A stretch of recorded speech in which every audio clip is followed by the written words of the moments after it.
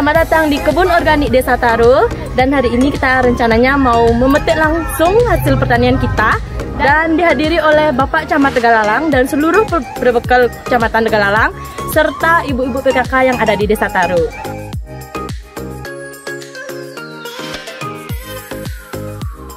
Dan ini adalah hasil kebun organik Desa Taro yang memang benar-benar menggunakan pupuk organik tanpa pestisida. Dan ini dikelola oleh Pokdaris Desa Taro.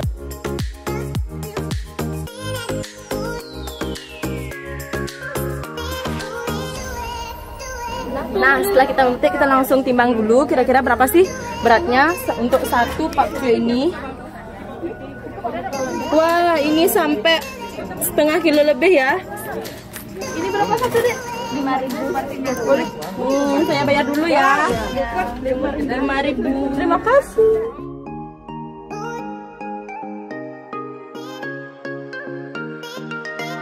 Gimana sih pesan Bapak menanggapi adanya pasar murah di Desa Taro selaku DPRD Kabupaten Jaya? Bisa dijelaskan? Kami selaku anggota DPRD Gianyar sangat mengapresiasi apa yang dilakukan oleh Desa Taro, khususnya yang dilakukan oleh BUMDes untuk membina para petani dan di saat COVID ini, dan ini memang sangat penting sekali.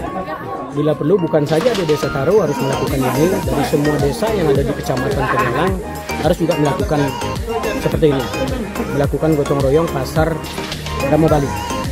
Dan ini memang sangat dianjurkan sekali oleh pemerintah Provinsi Bali, yang dalam hal ini oleh Pak Gubernur Bali, seluruh Bali itu harus melakukan pasar gotong royong Ramo Bali.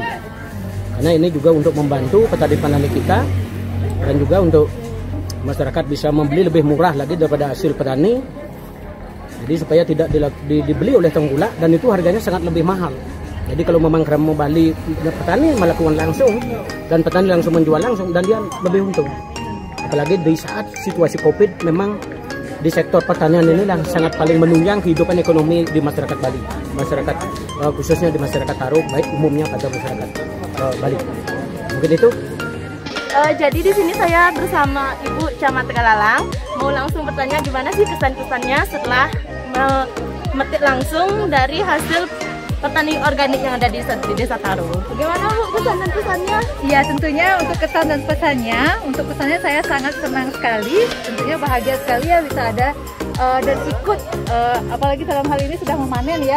Tentunya yang kita sebelumnya apa yang sudah kita tanam, hasilnya kita petik untuk kepentingan kita bersama.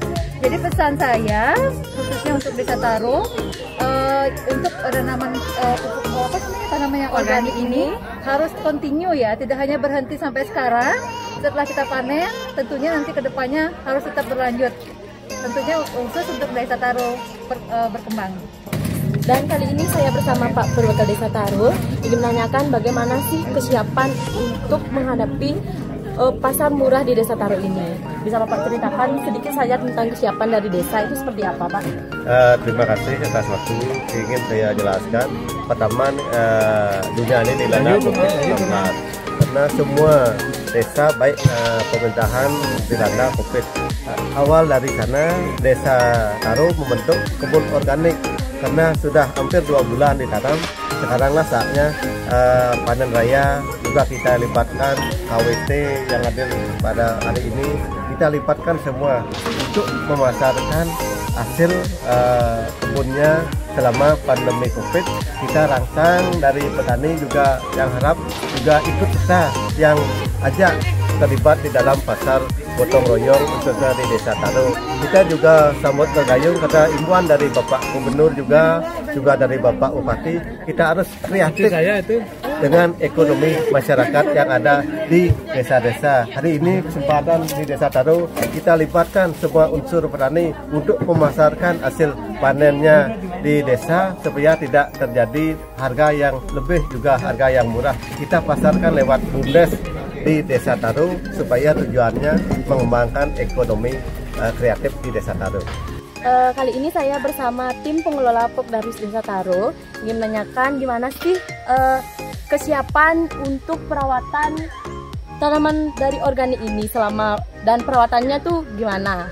Beli bisa dijelaskan? Baik, siap. Terima kasih. Selamat pagi semuanya. Jadi kita berada di Kebun Organik Desa Taro, Desa Wisata Taro. Jadi selama pandemi kami dari Pokdarwis Desa Wisata Taro berkegiatan untuk berkebun ya. Jadi selama pandemi work from home, we work from the village. Jadi kita menanam sayur-sayuran. Jadi ada tomat, ada kangkung, ada pokcoy, ada juga bunga mitir, ada terong dan lain sebagainya. Nah, ini sebagai salah satu kegiatan selain untuk menunjang ketahanan pangan, tetapi juga untuk mempraktekkan langsung bertanam organik. Jadi semua tanaman yang ditanam di sini tidak memakai bahan sintetis ya. Jadi kita memakai pupuk kompos, kita memakai biomasa dari hewan, kita juga untuk pestisidanya kita memanfaatkan biourin yang kita tambahkan dengan rempah, dengan unsur-unsur nabati lainnya sebagai penghalau hama. Jadi Bli, dari sekian banyak tanaman di sini, untuk perawatannya itu setiap hari harus ada penyiraman, penyiangan, seperti itu. Jadi kita bekerja sama dengan pemilik lahan. Jadi kita dari Pokdarwis Desa Wisata Taro, wakil dari desa, bekerja sama dengan pemilik lahan yang berkenan untuk kita ajak bekerja sama.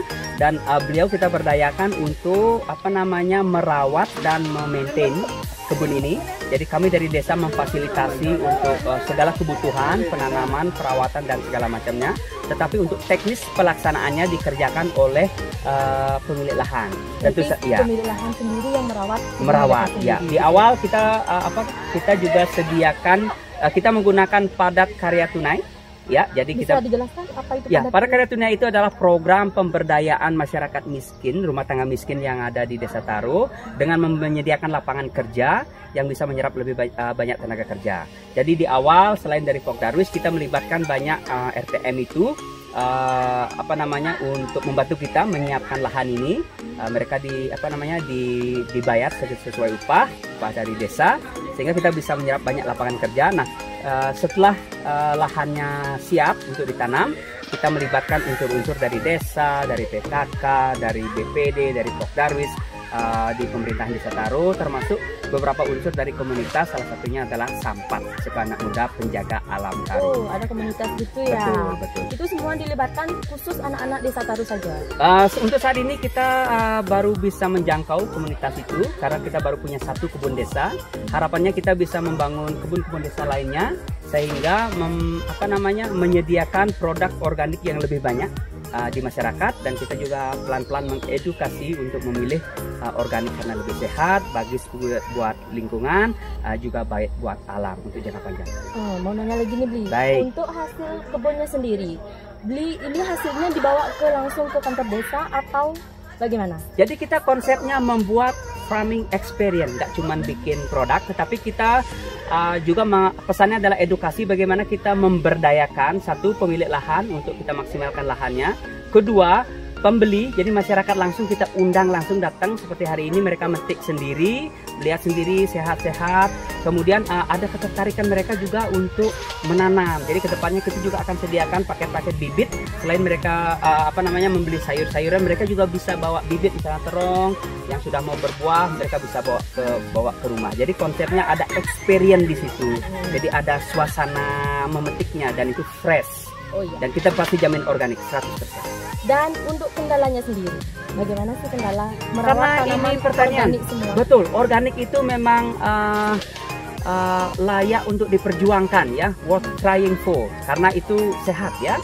Karena itu sehat, tentu penata laksanaannya sedikit lebih rumit, tidak mudah, tapi tidak susah juga gitu. Tapi butuh konsistensi, butuh komitmen. Karena misalkan kalau sudah mulai tumbuh, kita pakai pupuk cair. Kemudian jika sudah mulai ada gejala ada hama, kita harus sering menyemprotkan biopestisida, yaitu pestisida nabati yang kita buat sedemikian rupa untuk melindungi mereka dari hama. Jadi sedikit lebih lebih konsisten lebih kira. Nah, selain menjual sayur-sayuran organik, di Pasar Murah Desa Taro juga menjual aneka camilan dan minuman segar. Dan ini namanya loloh terteran. Apa sih ini loloh terteran? Terbuat dari apa nih? Ini sejenis minuman segar, untuk kesehatan juga bagus.